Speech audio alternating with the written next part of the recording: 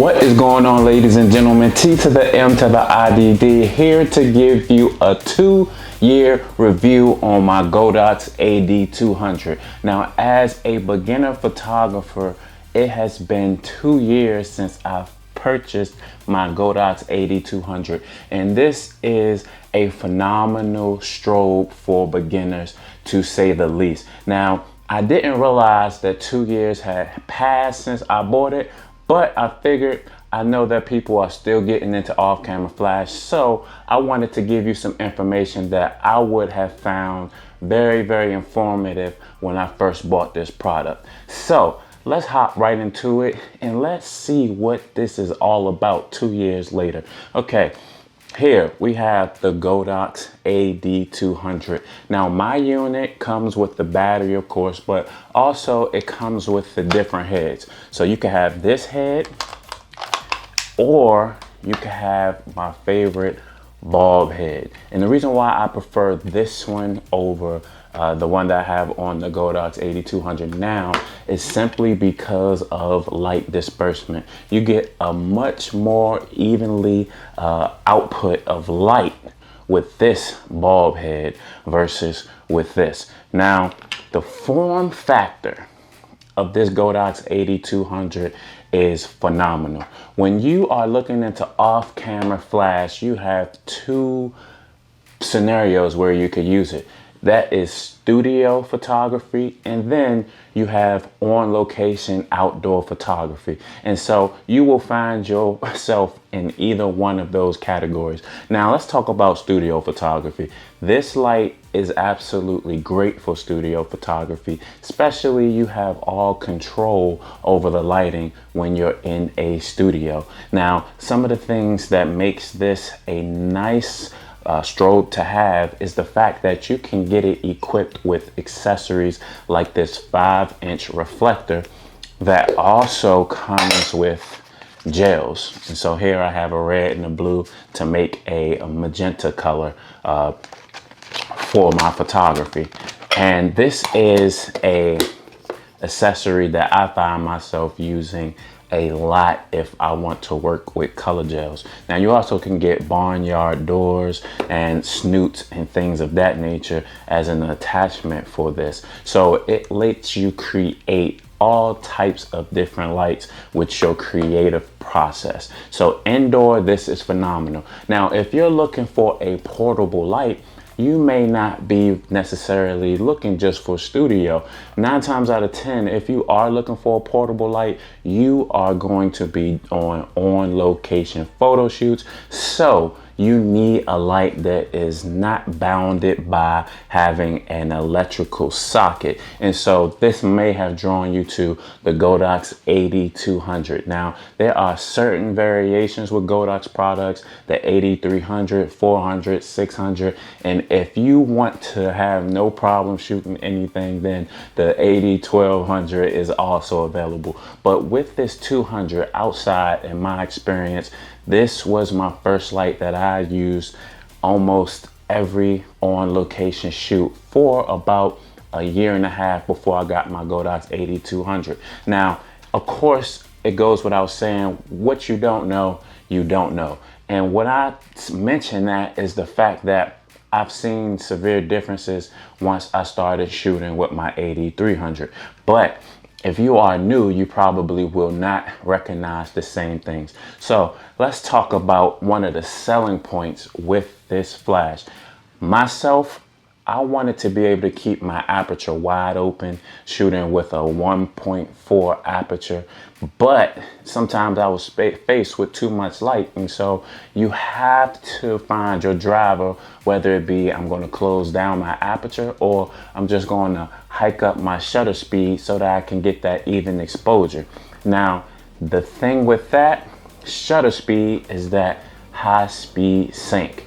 That was one of the main selling points for me when I got into off-camera flash. I started with a young Newell, but then I did research, and as I got more and more into photography, I found out about high speed sync. And it was one of the greatest finds in my research and photography journey, because that was one of my limiting factors. I could not go over 1/200, 1/250 with my other flashes. And so I quickly learned that high speed sync was the key. Now, high speed sync, once you get into it, has drawbacks. And that drawback is losing power while you're in high speed sync. So one of the tips that I would give you if you are looking to use high speed sync with this flash is to invest in some filters. Now, this is a filter that I use for my 85mm. They come in different sizes and different stops. You can get variable ND filters as well, but ND filters can help you be able to keep your aperture wide open, minimize the amount of shutter speed that you need to increase by, and also it can prevent you from having to actually access high speed sync mode so that you get the most power that you possibly can out of your Godox AD200. That is impeccable. Get some ND filters. I cannot stress this enough if you want to maximize the power out of this unit. Okay, battery life. Let me tell you, this battery life is phenomenal. They say about 300 or some odd shots, but I have never ran this battery into the ground, and I'm talking about nearly almost half power shots every portrait that I've taken on location since I'm faced with a lot of light, and I still haven't killed this battery to its potential.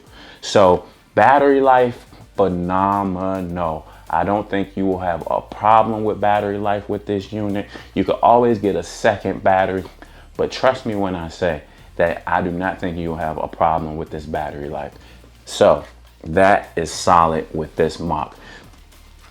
The next thing that you probably will not even recognize if you haven't used other flashes, that is recycle time. Now, I recently used this flash when I went to Miami, Florida to do a beach photo shoot. Now, typically I use my Godox AD200 because of the modifiers that I have that seamlessly integrate with that light. But I was going to use the Godox AD200 because I'm traveling. So this is a nice portable light for traveling, easy to pack away, but also the timing of the photo shoot. This photo shoot was supposed to be at the very beginning of the sunrise. And so it's still typically dark most of that time, which means that I don't need an AD300 to illuminate the subject. The AD200 can do it just fine.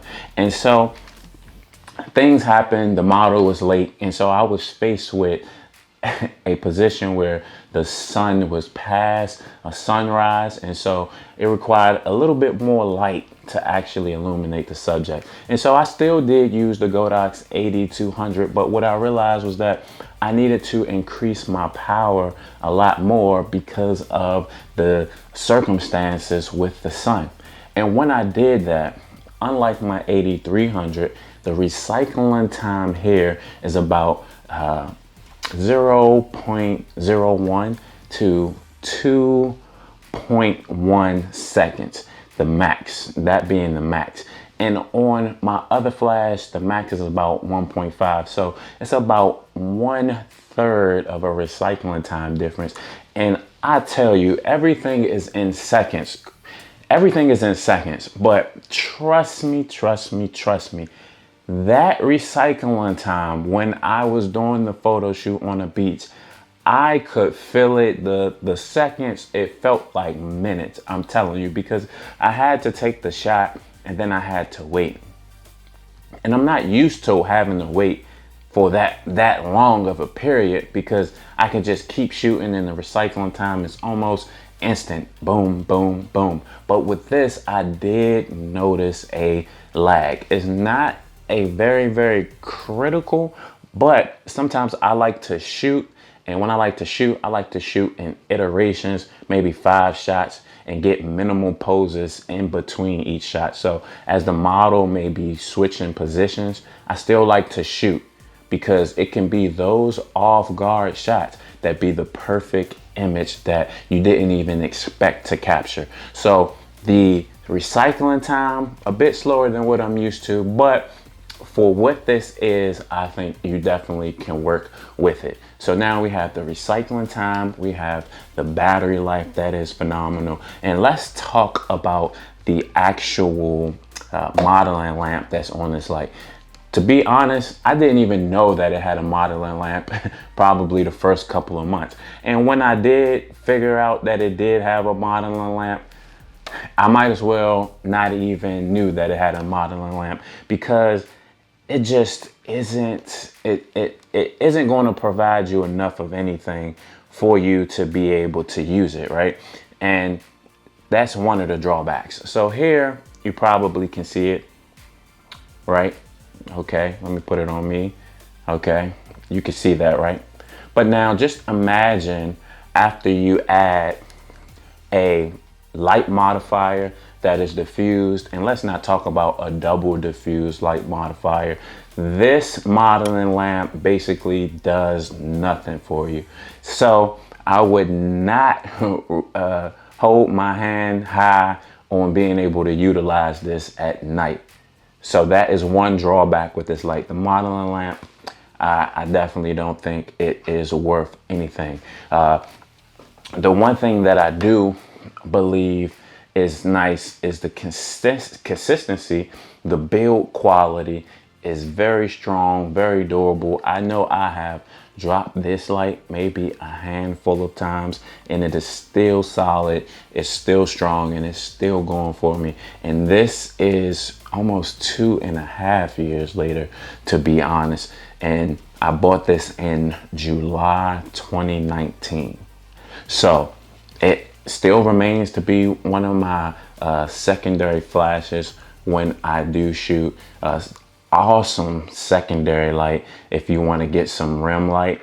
Awesome light if you want it as a hair light. Awesome light, but also is versatile enough to be used as a key light. Now, some of the other functionality that I have been able to use this light with that is phenomenal is understanding that some people don't have just one lighting system, and that's perfectly fine. I was able to use this light with my young Newell flash, and I was able to use this light with newer products. And the way that you can do that is by the slave modes that are embedded into the system. So if I set this as a slave, then I can optically trigger this Godox AD200 and still have it work in unison with other brands. Now, you talk about needing to have a cohesive lighting system. This unit can fit in any system that allows you to use slave modes. This is an optically triggered, capable strobe, so no problems with that there.